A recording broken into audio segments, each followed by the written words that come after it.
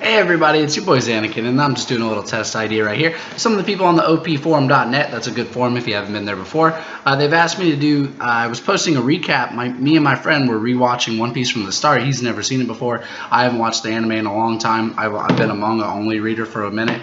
And so we're going through and watching episodes. And pardon me for talking fast, guys. I'm trying to cover as much as I can in 5 minutes, so this video is a little easier to consume. So we're going to kick it right off, and I'm going to give you guys a quick little summary of how I felt about each episode via the rewatch. So episode 1, when we're introduced to the East Blue, it's called I'm Luffy, the man who's going to be king of the pirates. Pretty much we just get an opening about Luffy. He clobbers Alvida. He meets Kobe, who maybe we'll see later in the future. And even Alvida, maybe she'll stick around. But we get a good intro into Luffy and what his character's like.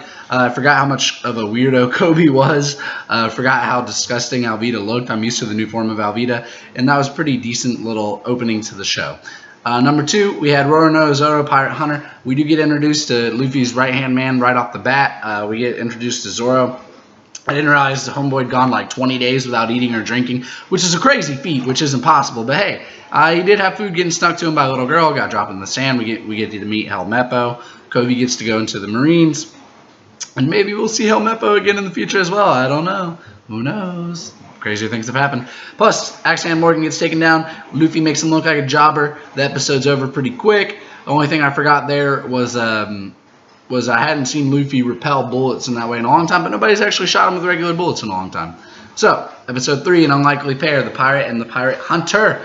So, we have Morgan versus Luffy, blah, blah, blah. This continues. Luffy pretty much makes him look like a tool. Morgan had a giant statue that he was putting up. We pretty much get a negative view of the Marines right off the bat, even though Kobe wants to go into them. But then we get shown more honorable Marines, and Luffy does a great thing where he decks Kobe and makes it look like they were never friends in the first place. That helps Kobe get into the Marines and helps him stay at the very bottom. But he does get to chase after his life goal, and Luffy and Zoro set off, and they're thanked by the Marines.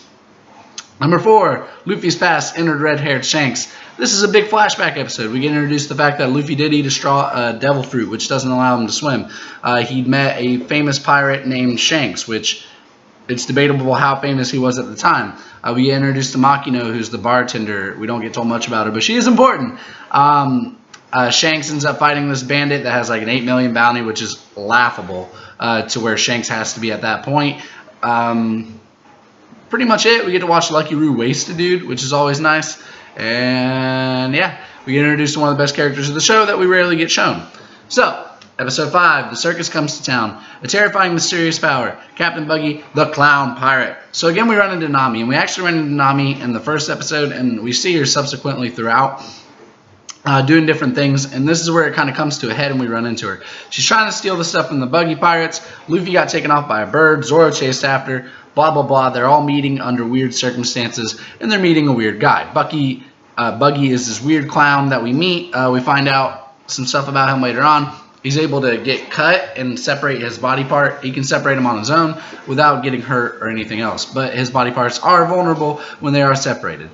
Episode 6, Desperate Situation, Beast Tamer Moji versus Luffy. So pretty much I wouldn't even call this a battle, and it's crazy that the title of this episode is even based off of them. We get to see Moji, which is a giant tiger-like thing, and, well, no, he's the one controlling it, but Luffy fights the tiger, and he does a real creative he does a real creative move. Grabs, spins his arms, flings the beast down. It's done. Whatever. Also, it was to protect some dog who was protecting a shop where the owner had died. Blah, blah, blah. Dog's cool.